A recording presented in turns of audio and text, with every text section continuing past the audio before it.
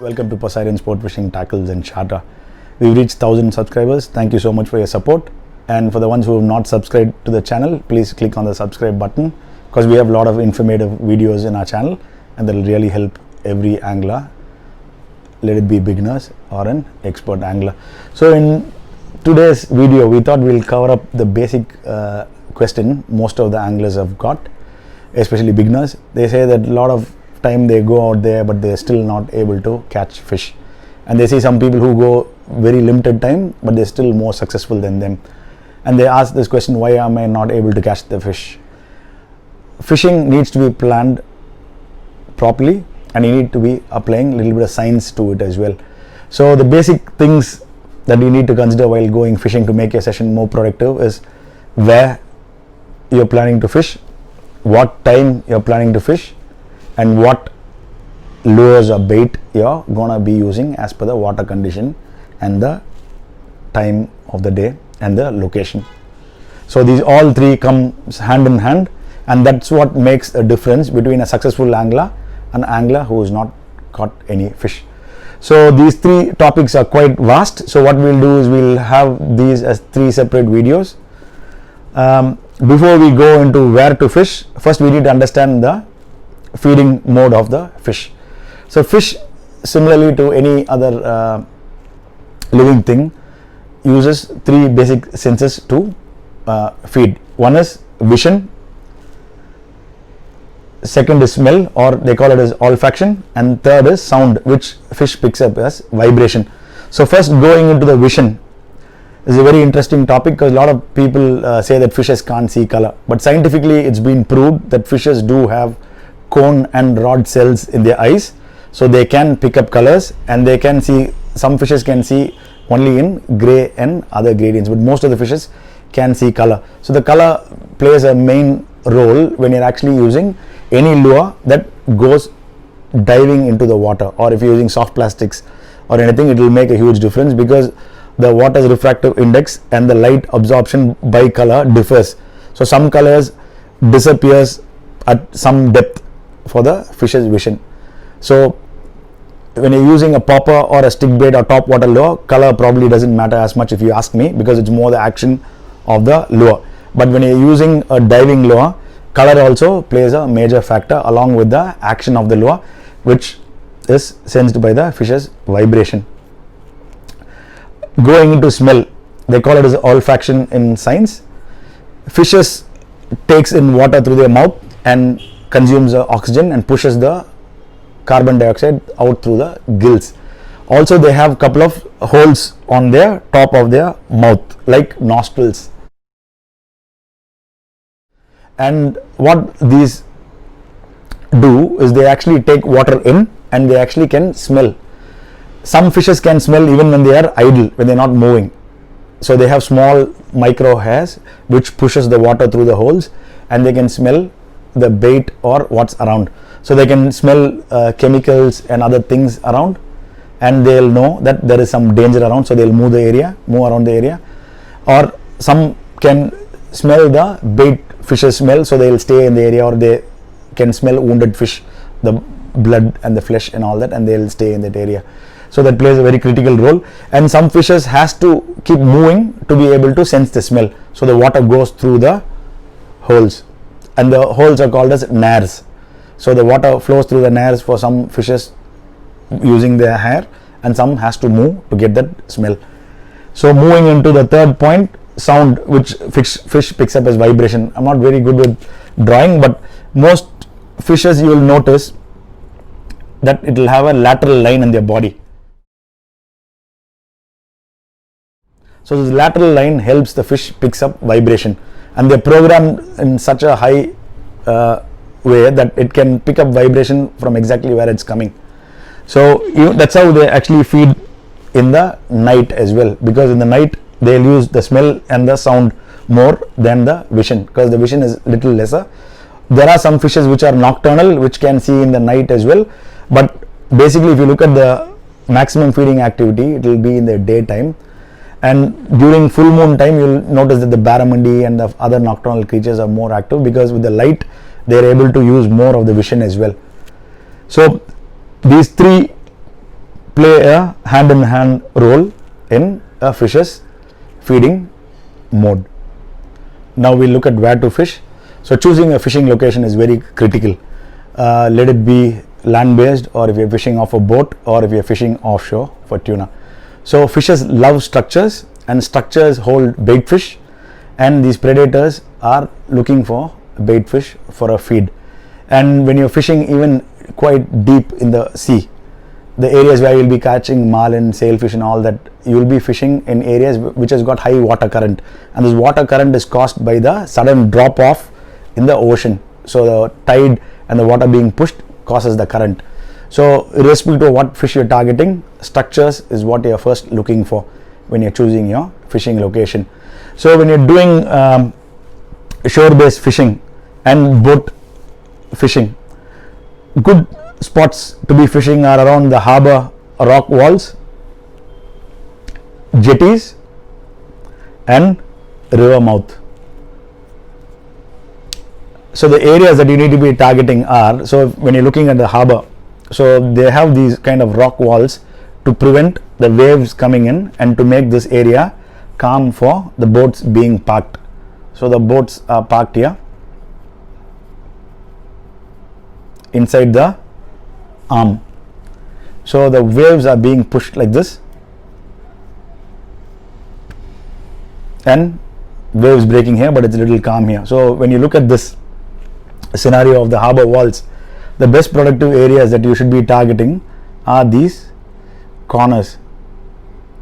So these corners is where the predators sit for the bait fishes to be either pushed in with the current or which are moving out with the current. So these areas will hold good amount of predatory fish. So if you're fishing for GTs or all that, so you'll notice that most of the times we'll be popping around the edge or the turn of the wall. This turn is also a good spot. This turn is also a good spot. So all these bends are ideal spots for predators. Apart from that, you can spin around these areas, and you need to use a concept called as fan casting. Fan casting is very critical because if you are fishing the same location, if you're casting in the same location 1,000 times, you're not going to be productive. You need to be covering more water. So they call this as fan casting. So if you're fishing from here, you cast here a few times, and then you start casting here, then you cast here like a fan. So you're casting in all directions. So you're covering more water, and your chances of landing a fish increases. Then you move to this spot, again you fan cast, you move to this spot, you keep walking around the rock wall, and you try casting around. And also another concept that you need to be doing along with fan casting is you need to be trying along the rock walls rather than away from the rock walls, because like I said, rock walls is what holds predatory fish.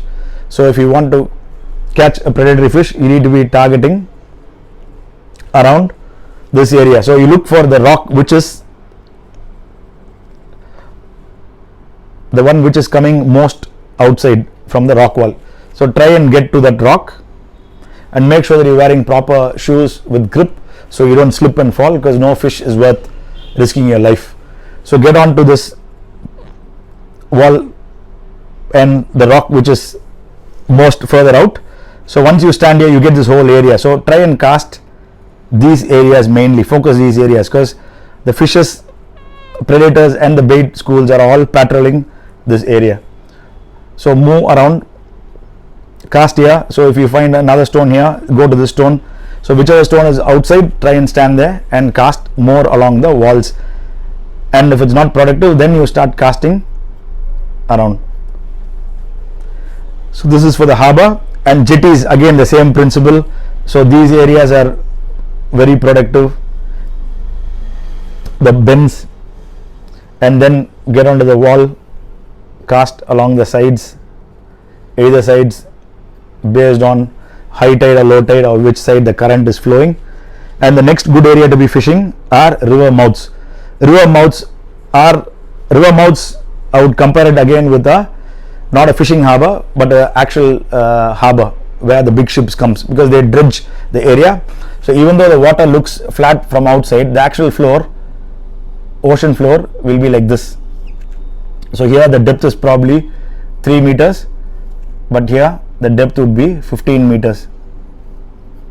It's dredged to make sure that the big ships can come into the harbor.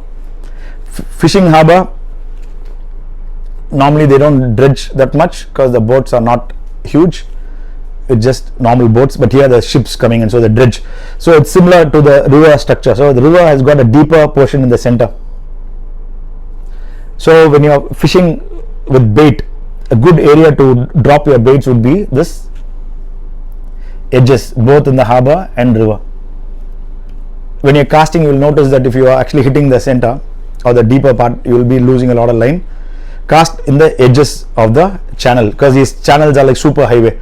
So with the tide coming in and out, the bait is pushed inside. The small crustaceans, the crabs, the prawns, everything is pushed inside, and it gets washed along the channel with the outgoing tide. And with the incoming tide, again, it's being, whatever is around this area is being pushed into the channel. So the predators are around here and patrolling this area for a feed. So these areas, the edges and along the lock walls, are a very good area. And sometimes you will see that there are a lot of bait activity here. Those times you can try from the surf here as well. So these areas will be very productive. So these are the areas to be targeting mainly. So when you go into the surf fishing is a different ball game. So you're fishing off a sandy bottom. There's not much structures, but even in that sandy structure, you can see sandbars and other things which can give you record catches. So when you're fishing off the surf, this is a surf, let's assume this is a shore, and you have waves coming towards the shore. And when you notice over the whole horizon, on the water and the horizon, you will notice that as the waves are coming, the waves will break in areas that has got sandbar.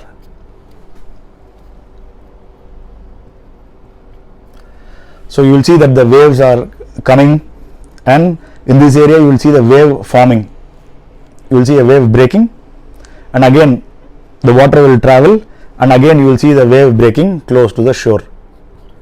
So the areas that the wave breaks means that the water is very shallow in that area, or the shore is like really close to the water. So sandbar forms the first wave break, and the next one is formed here. So this means that there's a drop off here, which is where you need to be casting your bait, and there will be another shallower drop here.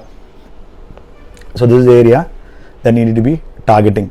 And as the wave breaks in, comes and again it breaks, when the wave goes back, the water goes back, it will be pushing all the food particles and everything into the channel here. So this is the first best ideal spot to be targeting. And if you're not able to reach that sandbar, if it's too far, you can cast around this area, which will be the second best productive area when you're doing surf fishing.